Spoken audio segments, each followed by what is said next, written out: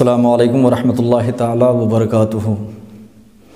الحمدللہ رب العالمین والصلاة والسلام علی سید المرسلین، اما بعد۔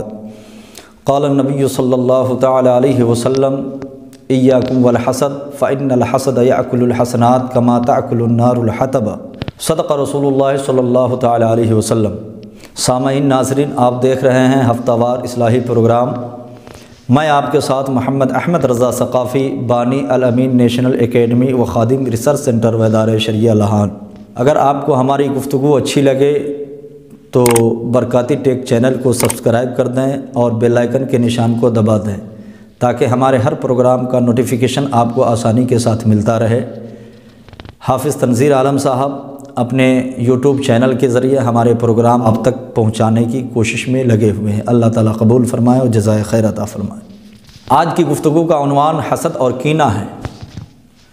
اللہ کے رسول صلی اللہ علیہ وسلم کا فرمان، راوی حضرت ابو ہریرہ، ابو داؤد کی حدیث پاک، قال نبی صلی اللہ علیہ وسلم ایاکم والحسد، حسد سے بچو، فإن الحسد یأکل الحسنات کما تأکل النار الحطب۔ اس لیے کہ حسد نیکیاں کھا جاتا ہے جس طرح آگ لکڑی کو جلا دیتی ہے۔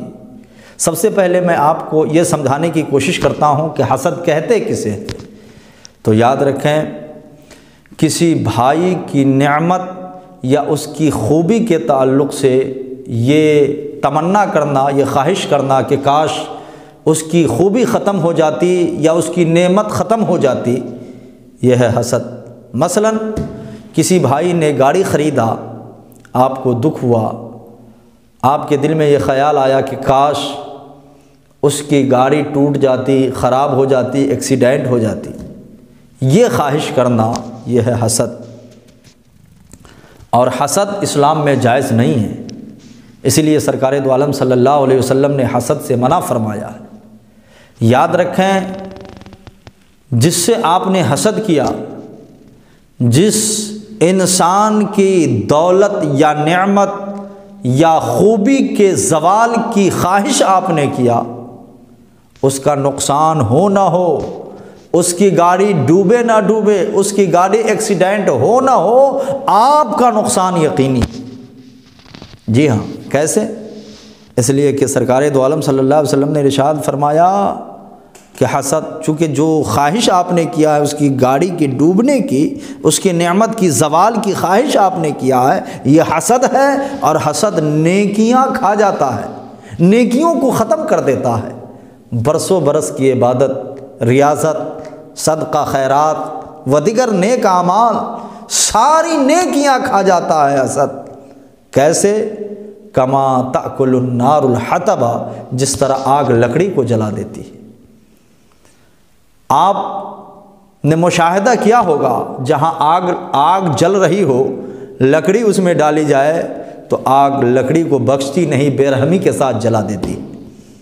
جی ہاں، اور کبھی کبھی ایسا بھی آپ نے دیکھا ہوگا کہ جو لکڑی آپ نے ڈالا آدھی جلی اور آدھی بچ گئی، تو اس وقت کی صورت یہ ہوتی ہے کہ آگ ہی بجھ گئی ہوتی ہے، اس لیے آدھی لکڑی بچ گئی ہوتی ہے۔ مگر جب تک کہ آگ روشن ہو، آپ نے لکڑی ڈالا، آگ لکڑی کو بخشتی نہیں، جلا دیتی ہے۔ یوں ہی آپ نے نیکیاں کیا، عبادت و ریاضت کیا، صدقہ خیرات کیا، نوافل پڑھا، مگر دل میں حسد پیدا کر لیا، یہ حسد آپ کی نیکیاں کھا جانے کا ایک ذریعہ بن جاتا ہے۔ یاد رکھیں، اس دور میں نیکیاں کرنا آسان ہے لیکن بچانا بڑا مشکل ہے۔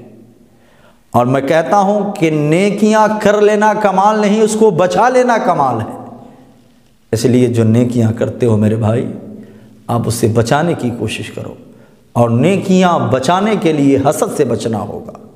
جس طرح آپ اپنی نعمت پر خوش ہوتے ہو، اپنی خوبی پر خوش ہوتے ہو، اپنی دولت پر خوش ہوتے ہو، اسی طرح اپنے بھائی کی نعمت، اپنے بھائی کی دولت، اپنے بھائی کی خوبی پر بھی خوش ہونے کی عادت ڈالو، تاکہ وہ بھی آپ کی خوشی میں شریک ہو سکے، آپ اس کی خوشی میں شریک ہو تاکہ وہ آپ کی خوشی میں شریک ہو سکے۔ اور اس خوشی میں اللہ کی رضا ہے، اللہ بھی خوش ہوتا ہے۔ اس لیے میرے محترم، حسد وہ آگ ہے جو آپ کے اچھے اعمال کو جلا سکتا ہے، اس لیے حسد سے بچیں آپ اگر نیک اعمال کی محافظت چاہتے ہیں۔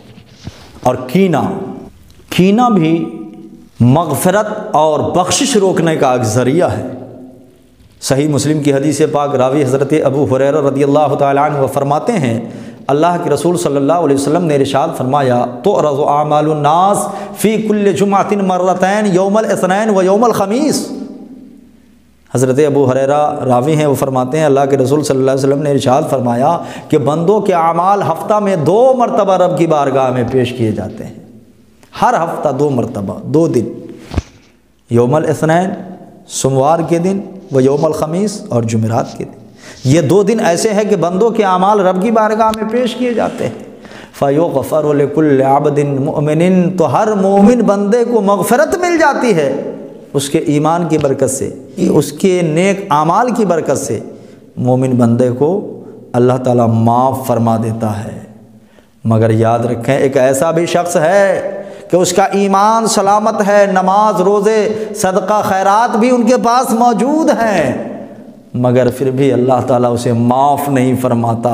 مومن ہے، ایمان سلامت ہے، نمازی بھی ہے، حاجی بھی ہے، روزہ دار بھی ہے، زکوٰۃ بھی دیا ہے، نوافل بھی پڑھا ہے، صدقہ خیرات بھی کیا ہے، پھر بھی اللہ تعالیٰ اسے معاف نہیں فرماتا۔ وہ کون شخص ہے؟ اللہ کے رسول نے ارشاد فرمایا الا عبدا بینہ و بین اخیہ شحنہ، اس کی مغفرت نہیں ہوتی جو اپنے بھائی سے کینہ رکھتا ہے۔ اللہ تعالیٰ فرماتا ہے اترکوا ھذین، ان 2 کینہ رکھنے والے کو چھوڑ دو، حتی یفیا، یہاں تک کہ یہ ایک دوسرے کو معاف کر دے۔ تو کینہ رکھنے والے کو اللہ تعالیٰ معاف نہیں فرماتا جب تک کہ یہ دونوں ایک دوسرے کو معاف نہیں کر دے۔ نماز روزے حج و زکوٰۃ ایمان کی دولت موجود ہے، پھر بھی وہ رب کی رحمت سے مغفرت سے محروم رہتا ہے جب انسان کے دل میں کینہ آ جاتا ہے اور انسان سالوں سال نیکیاں کرتا ہے، صدقہ خیرات کرتا ہے، مگر سب بہہ جاتا ہے، سب ختم ہو جاتا ہے جب بندہ اپنے دل میں بھائی کا حسد پیدا کر لیتا ہے۔